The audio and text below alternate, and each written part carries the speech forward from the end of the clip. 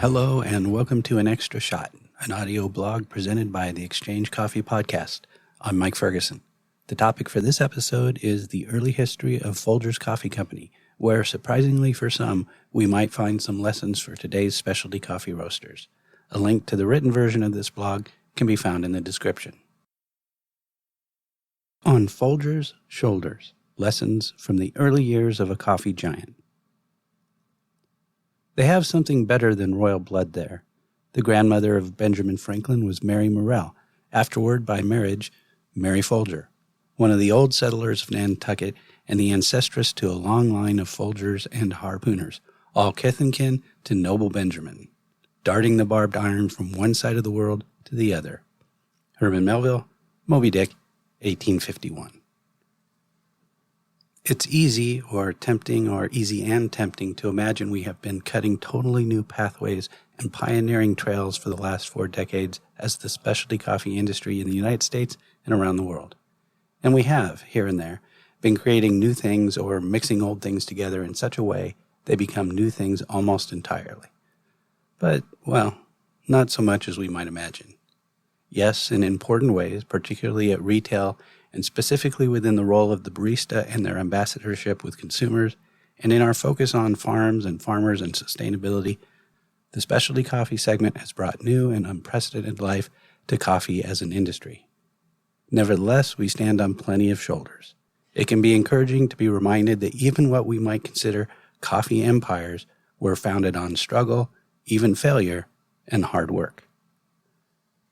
A few years ago, the Folger Coffee Company launched a new coffee brand named 1850 to celebrate the arrival of its founder, James A. Folger, in San Francisco. The year 1850 also marks the founding of a company that would one day become Folger's Coffee. History tells us that James sailed with his brothers, Henry and Edward, from Nantucket to Panama in 1849, headed for the gold rush in California. From Panama to California, they sailed on the Isthmus, a ship from the Pacific Mail Steamship Line, a company which 65 years later would bring coffees to San Francisco from Central America that would have gone to Europe before World War I, helping Folger, Hills Brothers, and MJB introduce new quality and flavor profiles to Americans. There are a few different versions floating around about what happened when the Folger brothers arrived in San Francisco in the spring of 1850, and even about the following 20 years.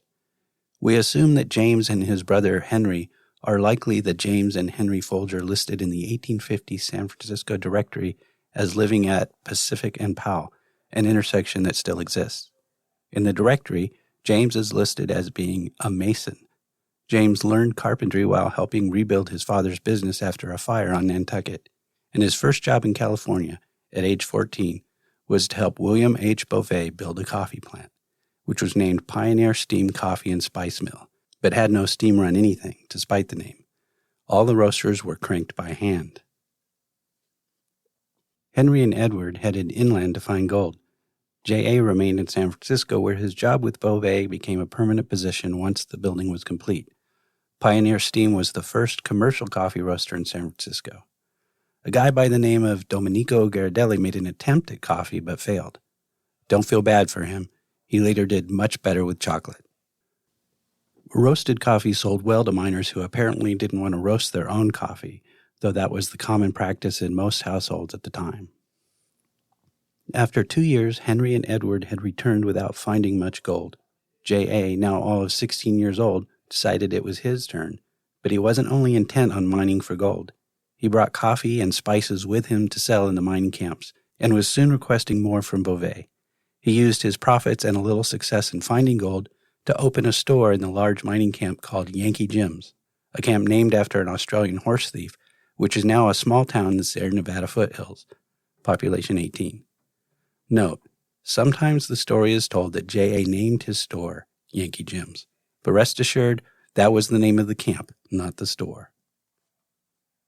When J.A. was 18 years old, he sold his store, returned to San Francisco, and resumed employment as a clerk and salesman with Pioneer Steam Coffee and Spice Mill. Author Mark Pendergrass, in his book Uncommon Grounds, tells of a miner writing in his journal that Jim Folger was selling coffee to every dam digging in California. At this time, the company may have been co-owned between Beauvais and Ira Marden, and did finally have a steam engine. Well, some versions have it that way. Some versions have it that J.A. and Martin bought out Beauvais together at the same time, and this was Martin's first involvement in the business. In any case, by 1859, 9 years after his arrival in San Francisco, 24-year-old J.A. Folger was a partner in the coffee roasting business started by Beauvais. Although Folgers and the other San Francisco roasters would prosper due to World War I disrupting green coffee shipments to Europe, the Civil War was a different story. Folger and Martin declared bankruptcy in 1865. J.A. managed to buy Martin's share of the company and then proceeded to spend many years paying off every penny of debt, surprising some of his creditors who had long given up on receiving payment. One of the hardest parts of the Folger story to nail down is when the company became known simply as J.A. Folger and Company. If we take all the stories and documents together, the timeline might be something like this. 1850, William H. Beauvais and Company. 1850-51 to 1859, Pioneer Steam Coffee and Spice Mill. 1859 to 1865, Martin and Folger. 1865 to 1878, J.A. Folger and Company / Pioneer Steam Coffee and Spice Mill. The company continued using Pioneer Steam as part of its corporate identity, apart from the name, until at least 1897. 1878 to 1881, Folger, Schilling and Company. 1881, J.A. Folger and Company. Later, Folger's Coffee Company with and without an apostrophe, and currently the Folger Coffee Company. Some versions of the story include a timeline that Procter & Gamble summarized in papers related to the sale of Folgers to J.M. Smucker in 2008, indicating J.A. had no ownership interest until 1865. But it appears whoever prepared these papers was relying on an erroneous Wikipedia entry. Why is the story of Folger coffee history valuable? Over the last 168 years, the company J.A. Folger took over and grew has had many different lives, and some of those lives, or parts of them, would be unrecognizable to most specialty coffee roasters. But the day-to-day business of Folger over the first 50 years would be absolutely recognizable to most specialty coffee roasters. And the first 25 years would look like very familiar ground to any coffee roaster. The company that James Folger Jr. took over when his father died in 1889 was one that any specialty coffee roaster today could walk into and, apart from the historical context, feel right at home. So, there are lessons to be had here. A focus on sales. There is no doubt that J.A. Folger had a heart for sales, and it was largely through his tenacity and exuberance as a salesperson that the company grew in the early years before he bought an interest. He built and then sold a successful independent retail operation at Yankee Jim's mining camp, and then traveled throughout gold country selling coffee on behalf of Pioneer Steam Coffee.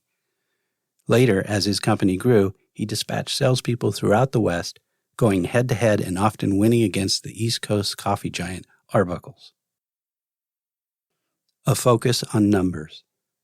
There are some indications that one of J.A.'s responsibilities in the early days of Pioneer Steam Coffee was bookkeeping. It is clear that he ran a tight ship once he had full control of the business. It was his business acumen, and surely his salesmanship too, that attracted an outside investment of $10,000 even as he was emerging from bankruptcy. That's $150,000 today. The bankruptcy was due to a post-war collapse in the economy and a general disruption to business during the war. But J.A. carefully plotted out a reasonable and responsible financial path forward. A decade later, he was still paying off creditors when a government inspector, reviewing results of the bankruptcy, reported being impressed, not only with the progress in paying down debt, but also with the company being so well run. A focus on quality.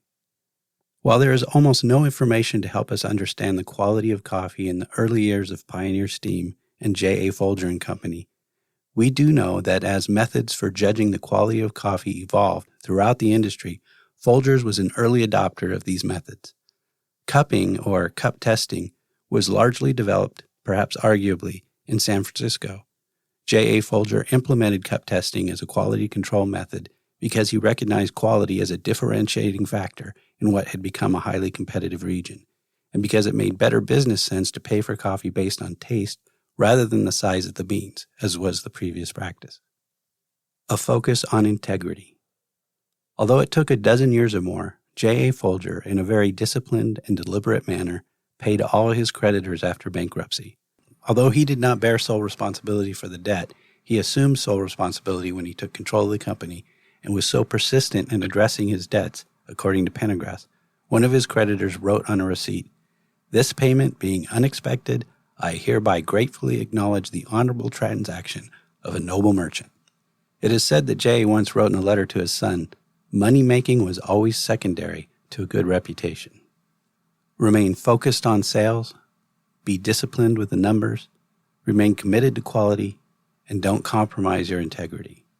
Any coffee roaster, whether in their first year or fifth decade, can learn from Folger's coffee history and will be well served by following the footsteps of a young James A. Folger.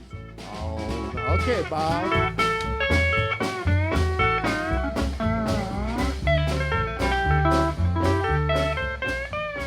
You've been listening to On Folger's Shoulders. Say that 10 times fast. Lessons from the early years of a coffee giant. An extra shot audio blog presented by the Exchange Coffee Podcast. Written and read by Mike Ferguson. Our theme music for this episode is The Gold Rush is Over by Smokey Hormel. Remember, you can email us at coffeetheexchange@gmail.com. Thanks for listening.